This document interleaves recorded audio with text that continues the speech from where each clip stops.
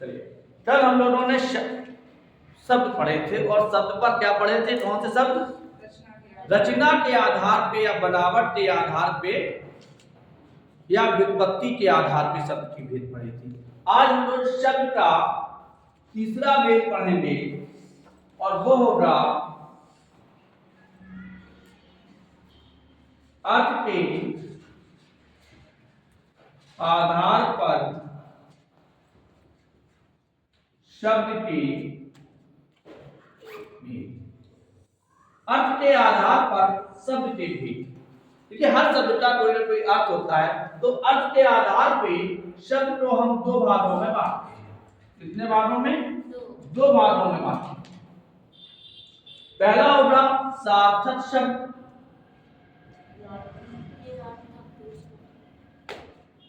और दूसरा होता है निरर्थक। पहला कौन सा है? सार्थक शब्द, दूसरा होता है निरर्थक शब्द। अच्छा, सार्थक शब्द किसे कहते हैं, निरर्थक शब्द किसे कहते हैं? एक चीज जानना, हिंदी में कोई भी शब्द निरर्थक नहीं होता है। हिंदी में कोई भी शब्द निरर्थक नहीं होता। फिर ये बटे कैसे? तो दोनों की परिभाषा लिखता हूं। जो शब्द व्याकरण की दृष्टि से, जो शब्द व्याकरण की दृष्टि से अर्थात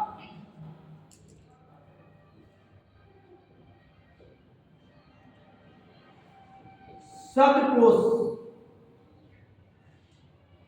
के अनुसार अर्थ देते हैं,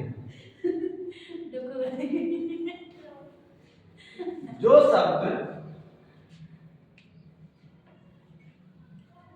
शब्द व्याकरण की दृष्टि से अर्थात जिनका कोई व्याकरणिक अर्थ हो, जिनका कोई व्याकरणिक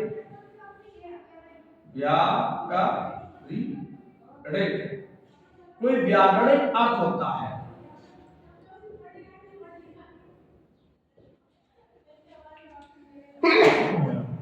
कोई व्याकरणिक अर्थ होता है, उन्हें सार्थक कहते हैं। सार्थक शब्दों में कौन कौन से शब्द आते हैं ये समझ लेते हैं कि हमारे शब्द सार्थक होते कौन कौन से हैं। तो सबसे पहले आपका होता है विलोम शब्द, नहीं, पहले होता है तत्सम। सभी तत्सम शब्द सार्थक होते हैं। सभी तत्सम शब्द कैसे होते हैं? लेकिन तद्भव सार्थक नहीं होंगे। सार्थक होंगे लेकिन व्याकरण की दृष्टि से नहीं। तो दूसरा आता है हमारा विलोम शब्द। विलोम शब्द कैसे होते हैं? सार्थक होते हैं। तीसरा आता है एकार्थी शब्द। एकार्थी शब्द कैसे होते हैं? सार्थक होते हैं। इसमें स्याही डालना। चौथा होता है हमारा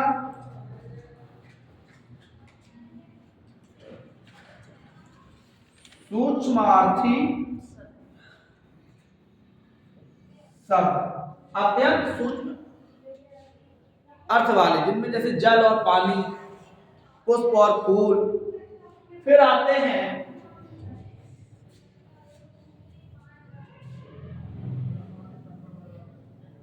अनेकार्थी शब्द। कौन से? अनेकार्थी शब्द, ऐसे शब्द जिनके एक से अधिक अर्थ होते हैं, इन्हें अनेकार्थी कहते हैं। अगला आता है हमारा श्रुति सम भिन्नार्थक शब्द। ये भी कैसे होंगे? हमारे सार्थक होंगे। फिर आता है हमारा फिर आता है वाक्यांश। ये कैसे होंगे? सार्थक शब्द होंगे। आदि बहुत है। तो इन शब्दों को हम अनेकार्थ सार्थक शब्द कहते हैं, चाहे वो तत्सम हो, चाहे विलोम हो, चाहे एकार्थी हो, सूक्ष्मार्थी हो, अनेकार्थी हो, श्रुतिशब्द भिन्नार्थक शब्द हो, वाक्यांश हो। इसके बाद समानार्थी शब्द, समानार्थी शब्द जिसे हम पर्यायवाची कहते हैं, कैसे हैं? सार्थक शब्द। अब इधर चलते हैं, निरर्थक शब्द के 4 भेद होते हैं, सार्थक शब्दों के 4 भेद नहीं होंगे, समझ रहे हैं ना? ये सभी शब्द सार्थक है, अभी इनका हम विवरण देंगे एक एक का। तत्सम दे चुके, विलोम से शुरू करेंगे। निरर्थक शब्द, निरर्थक शब्द किसे कहते हैं? जिन शब्दों का व्याकरणिक अर्थ ना होता हो, जैसे तद्भव है, दिशज है, ध्वन्यात्मक है, जिन शब्दों का व्याकरणिक अर्थ नहीं होता है उन्हें हम निरर्थक शब्द कहते हैं। या बेशक जो व्याकरण दृष्टिकोण से जिन्हें शब्दकोश में स्थान न दिया गया हो, जिन्हें शब्दकोश में स्थान न दिया गया हो, वे शब्द हमारे कैसे कहलाते हैं? निरर्थक कहलाते हैं। जिनमें सार्थक शब्दों के साथ आने वाले निरर्थक शब्द, सार्थक शब्दों के साथ आने वाले निरर्थक शब्द, इसके बाद में दूसरा स्वतंत्र निरर्थक शब्द, स्वतंत्र निरर्थक शब्द। तीसरा 1 2 ध्वन्यात्मक निरर्थक शब्द, ध्वन्यात्मक निरर्थक शब्द। चौथा अनुकरणात्मक निरर्थक शब्द। तो शब्द के कितने भेद हैं? 4 भेद हैं। और 4 भेद में हमारा तीसरा भेद कौन सा? 2 हम पढ़ चुके हैं, अर्थ के आधार पे शब्द के 2 भेद हैं, यानी कि शब्द के 4 भेद हैं। कौन कौन से? रचना के आधार पर, स्रोत या उत्पत्ति के आधार पे। आज हम लोग पढ़ रहे हैं अर्थ के आधार पे। तो अर्थ के आधार पे शब्दों के 2 भेद हैं, पहला है सार्थक शब्द, दूसरा है निरर्थक शब्द। सार्थक शब्द वे शब्द होते हैं जिनका व्याकरण की दृष्टि से या व्याकरण लेखा जोखा होता है, जो व्याकरण की दृष्टि से शुद्ध होते हैं, उन्हें हम इनमें तत्सम, विलोम शब्द, एकार्थी, सूक्ष्मार्थी, अनेकार्थी, श्रुतिशम, वाक्यांश, भिन्नार्थक, समानार्थी शब्द, ये हमारे सार्थक शब्द होते हैं। निरर्थक शब्द वे शब्द होते हैं जिनका कोई व्याकरण लेखा जोखा नहीं होता है। जैसे सार्थक शब्दों के साथ आने वाले निरर्थक शब्द, रोटी रोटी, चाय वाय। स्वतंत्र निरर्थक शब्द भड़बड़ाना, भड़बड़ा, ध्वन्यात्मक जो किसी ध्वनि से बने, चे चे, टाय टाय। अनुकरणात्मक थरथराना, सनसनाना, टपटपाना, नहीं एक ही में सनसनाए जो, तो हमने किसी का अनुकरण किया, तो ये शब्द है। अब इसका हम लोग विवरण करते हैं। देखिए पहले देखते हैं वो सार्थक शब्द। सार्थक शब्द में तत्सम पढ़ चुके हैं, विलोम को पढ़ते हैं। समझ में आ रहा है? सार्थक शब्द,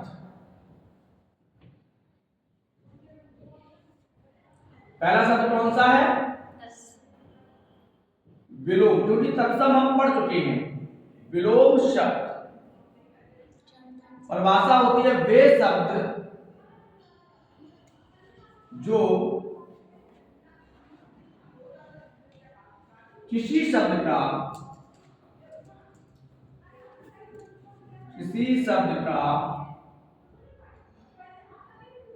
विपरीत अर्थ देते हैं। क्या दें?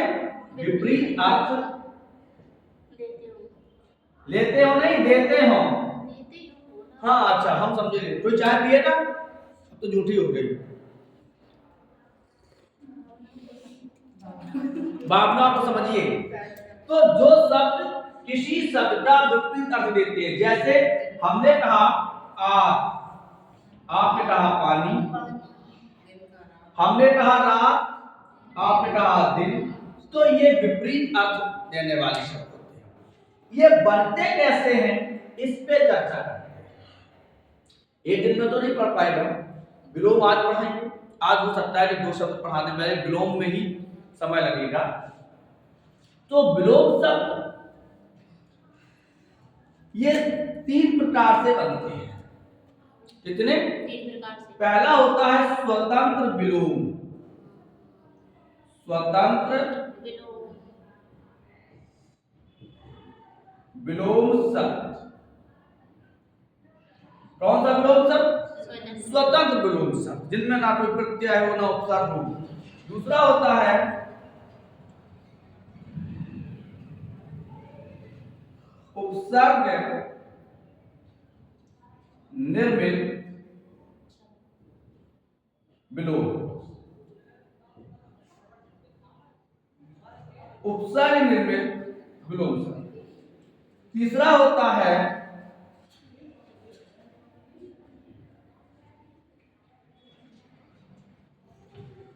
लिंग परिवर्तन विलोम शब्द। कितने प्रकार से बनते हैं विलोम? 3। कौन कौन से? स्वतंत्र, उपसर्ग निर्मित और लिंग परिवर्तन। अब जो उपसर्ग निर्मित है ये 2 प्रकार के होते हैं। उपसर्ग निर्मित विलोम कितने प्रकार के होते हैं? 2।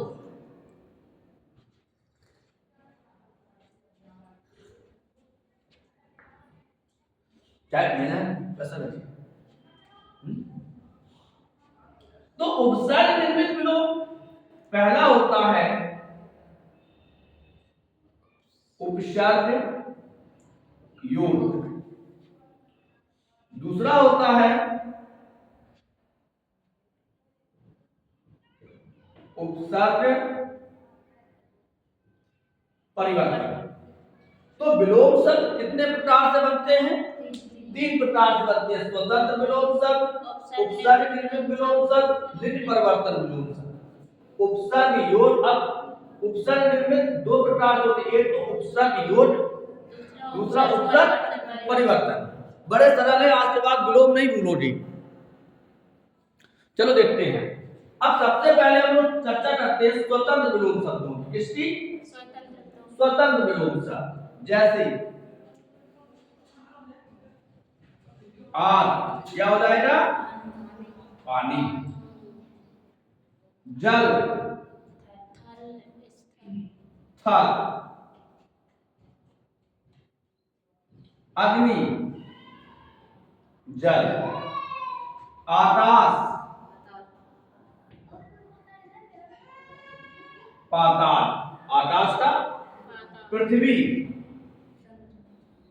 आकाश। पृथ्वी का आकाश, आकाश का पृथ्वी, आकाश का पाताल। ध्यान रखना, जैसे जल का थल, अग्नि का जल। एक चीज ध्यान रखना, जैसे प्रश्न आ जाता है कि जल का विलोम है, जल का विलोम है, ऑप्शन होगा अग्नि, थल, अवनि, आग। अब देखो, जल का विलोम थल होगा, लेकिन हम लोग क्या करते हैं? अग्नि लिख के आ जाते हैं, और किताब में देखते हैं कि वहां लिखा होता है अग्नि का विलोम जल। ये लिखा होता, कभी जल का विलोम अग्नि नहीं होगा। क्या लिखा होगा?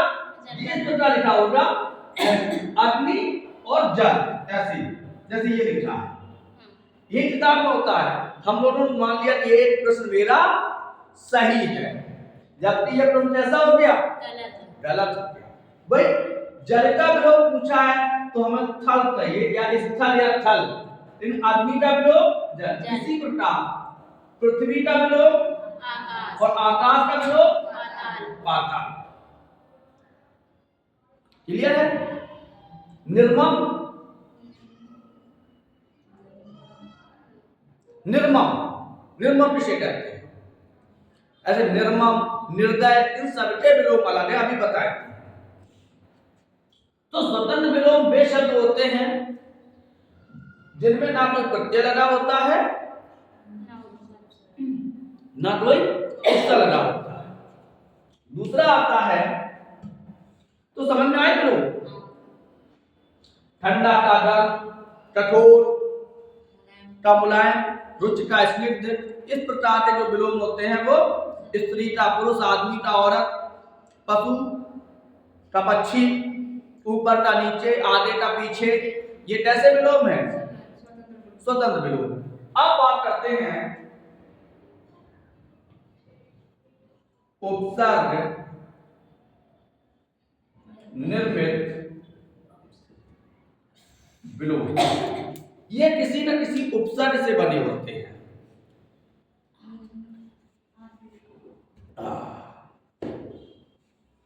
जो विलोम शब्द उपसर्ग से मिलकर बनते हैं उन्हें हम उपसर्ग निर्मित विलोम कहते हैं।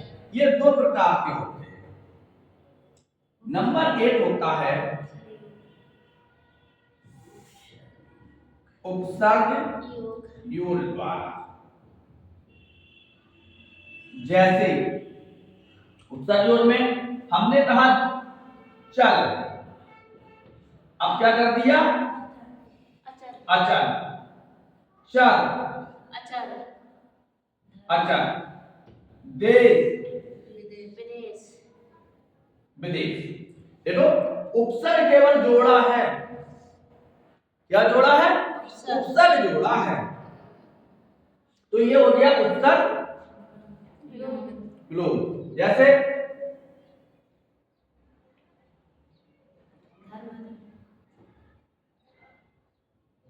धर्म,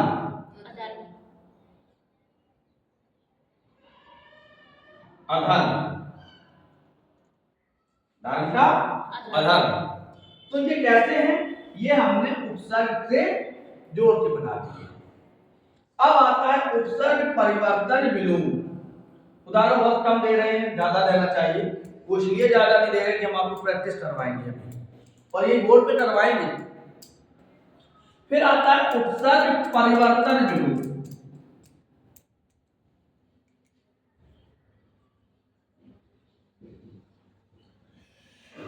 उपसर्ग परिवर्तन विलोम। उपसर्ग परिवर्तन विलोम किसे कहते हैं? अब इसमें क्या होता है? जैसे शब्द है देश, क्या है? अब हम इसमें दो उपसर्ग डाल, एक तो हमने स्व लगाया तो शब्द बन गया स्वदेश। अब इसका विलोम स्व का जो, क्योंकि विलोम ही होता तो पर होता है, स्वदेश परदेश। स्वदेश का प्रतिकूल, प्रतिकूल का अनुकूल। देखो दोनों के मुंह हैं।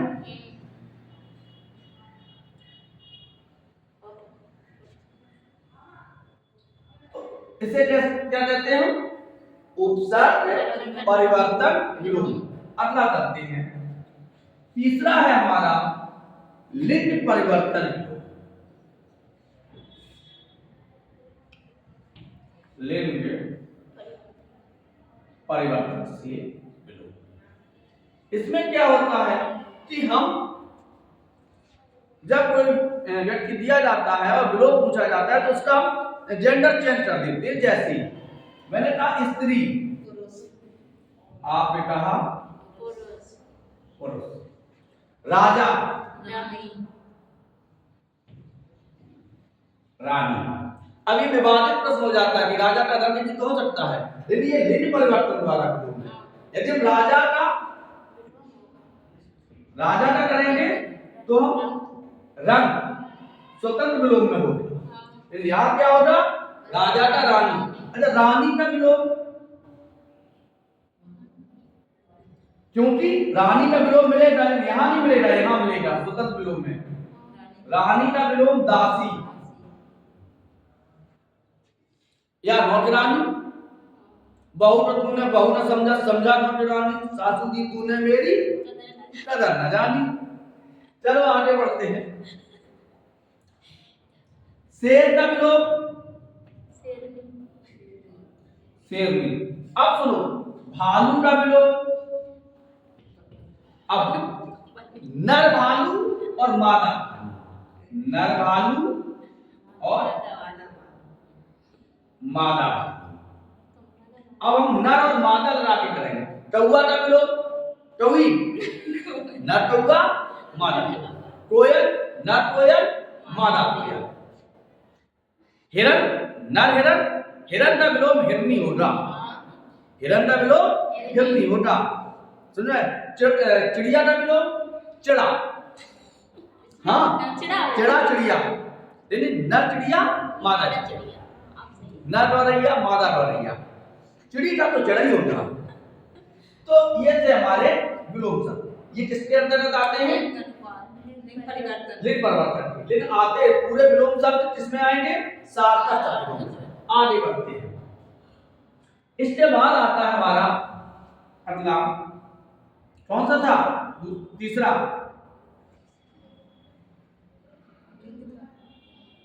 श्रुति सम भिन्नार्थक शब्द। श्रुति शब्द भिन्नार्थक शब्द, वे शब्द जो सुनने में एक जैसे लगे लेकिन अर्थ अलग अलग होते हैं। सुनने में कैसे हो? एक जैसे। जैसे शब्द है, यहां से प्रश्न आता है अंश अंश, सुनने में कैसे हैं? एक जैसे। जगत जगत, सुनने में कैसे हैं? एक जैसे। अब दोनों के अर्थ देखिए। अंश माने होता है कंधा, कंधा, और अंश माने होता नहीं, सॉरी, अंश माने होता है भार, और इस अंश माने का मतलब होता है कंधा। इस जगत का मतलब होता है संसार, इस जगत का मतलब होता है कुएं का पट्टा, चबूतरा। अंत,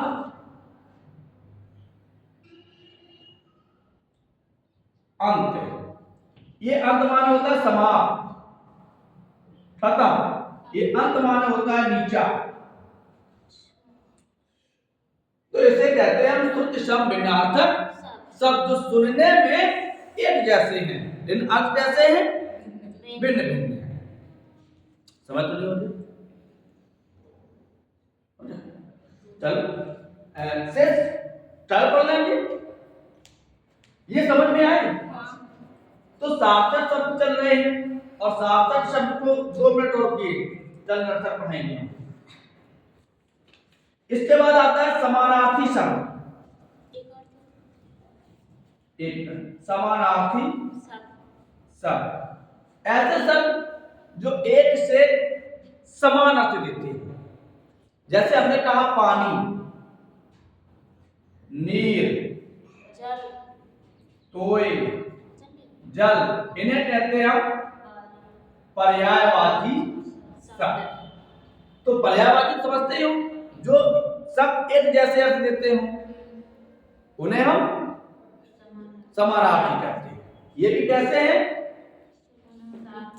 सार्थक शब्द। इसके बाद आता है हमारा समानार्थी अनेकार्थी शब्द।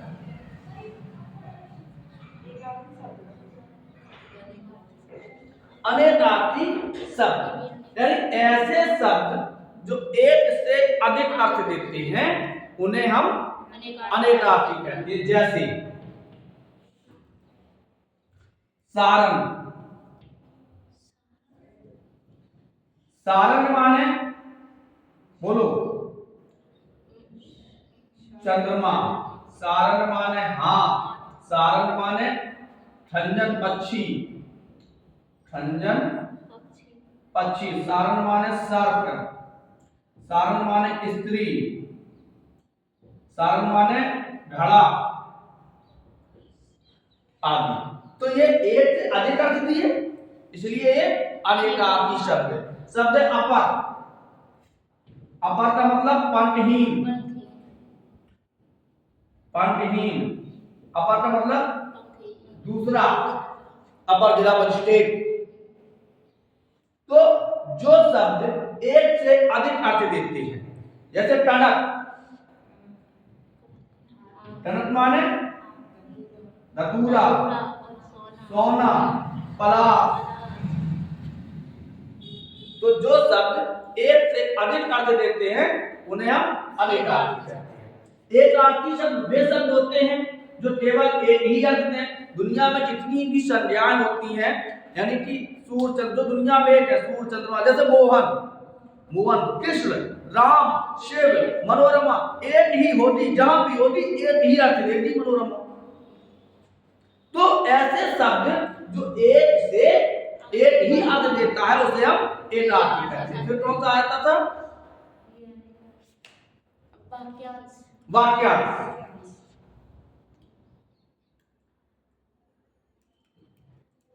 बहुत जल्दी पढ़ा देते हैं कुछ चीजें, और देर में पढ़ानी चाहिए, वो बड़ी जल्दी पढ़ती है।